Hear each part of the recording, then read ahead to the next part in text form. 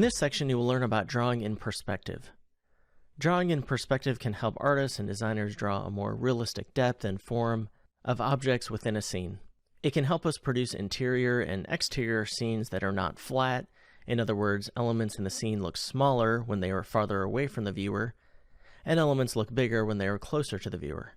A side of a building that is farther away looks smaller compared to a side of a building that is closer to us. Here's a simple example.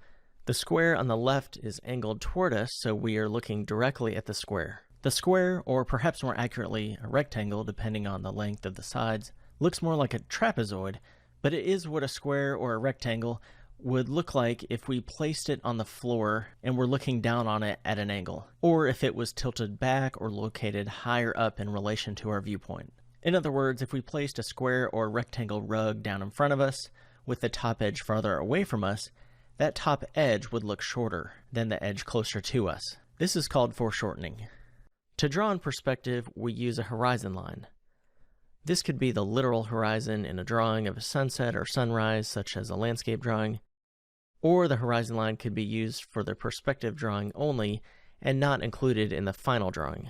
In other words, we might use a horizon line to draw a cube, and then later erase the horizon line after we used it to draw the cube, so the horizon line is not part of the final drawing. This is different than when we are drawing, for example, a landscape scene at the beach that would include a horizon line as the actual horizon in the distance where the sky meets the earth from our viewpoint. The terms horizon line and eye level line are often used to mean the same thing, but horizon line is typically used in an outdoor context, while eye level line is often used for interior scenes. However, in these video demonstrations, the term horizon line is used even for an interior scene. Note that while drawing the interior scene in one-point perspective in this section, a horizon line is used but is not part of the final drawing. It is only used to draw the angle and perspective of the room and the objects within the room. When we want to draw an object or a scene in one-point perspective, we add 1 point to the horizon line. This is called the vanishing point. We draw lines back to this vanishing point. These lines can be called perspective lines or orthogonal lines. These lines can be used to draw objects or parts of an interior or exterior scene. Here is an example of a painting produced in one-point perspective. It is called Gardeners, and it was painted by a French impressionist. Notice that the vegetation is larger when it is closer to the viewer. Drawing in two-point perspective is like drawing in one-point perspective, but we use 2 vanishing points on the horizon line instead of only 1. Here is an example by the same painter. It is called Paris Street in Rainy Weather.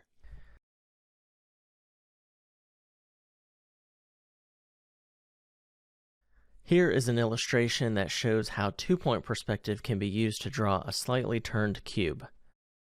The cube in space is the reference, but we're looking at it from a specific angle. Imagine that the picture plane is a window through which we are looking at a three-dimensional object. The image of the cube in space is seen through that window from a specific angle, and that window or picture plane is like our drawing or painting. Simple forms, such as a cube, or complicated objects like a building, look smaller as they recede to the back of the scene. By drawing in perspective, we simulate three-dimensional form on a two-dimensional surface. There is also drawing in three-point perspective when we add a third vanishing point either above or below the horizon line. This is typically used for drawing cityscapes or buildings from below or above. However, we could use other types of perspective, such as one-point perspective, to draw a cube from below or above, as demonstrated in the videos. Here is an example of a photo that could be drawn in one-point perspective. The objects get smaller as they recede to the back of the hallway. This is a photo of the Uffizi Gallery in Florence, Italy from a study abroad course I taught a few years ago. This is an example of a photo that could be drawn in two-point perspective, in that perspective lines could be drawn to generate the building, with vanishing points on either side of the building. In the included Drawing for Designers PDF book, there is more information about the history of drawing in perspective, including historical examples from eras such as the pre-Renaissance, Renaissance, and post-Renaissance time periods.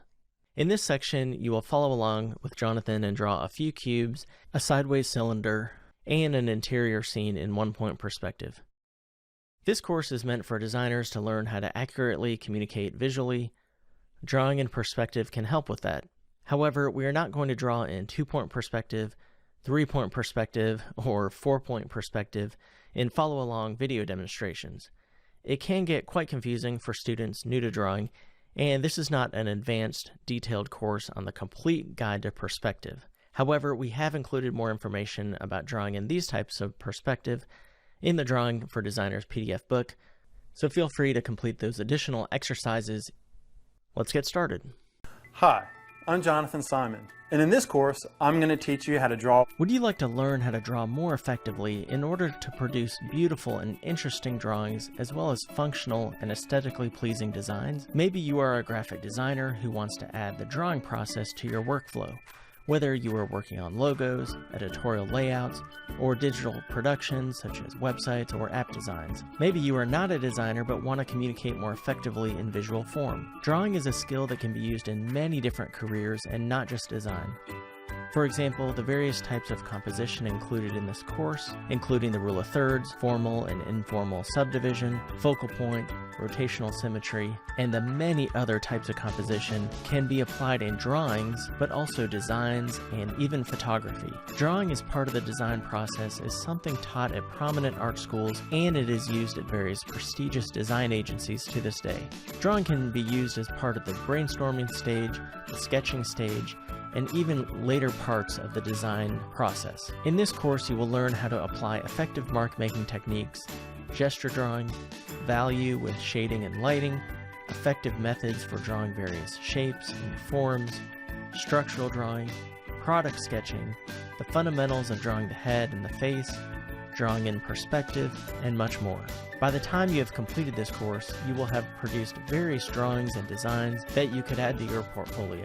When you improve your drawing skills, you open the door to many more design possibilities. Producing beautiful drawings and interesting designs can be fun, but it can also be financially rewarding when you use it during your career or as part of freelance design work. This course comes with over 10 hours of helpful video demonstrations, from structural drawings to product sketches, to applying many different types of composition and drawings and logo designs to many other types of drawings. The Drawing for Designers PDF book is also included with enrollment, which has 108 pages of content, including historical background and further explanation of some of the drawing methods, worksheet pages to print out or draw, support file photos, and additional exercises. You also get access to all the photo reference support files and access to our critique forum and community in the Drawing for Designers Facebook group after enrollment. Once you enroll, you have lifetime access so you can complete the course at your own pace as you improve your drawing and sketching skills. Please check out the other free sample videos on this course landing page for more information. I'm Jonathan, a professional artist and educator. I've been teaching students how to draw for many years now. As a university professor of drawing and painting, I've had a lifetime career in art, from graphic design to illustration to digital illustration.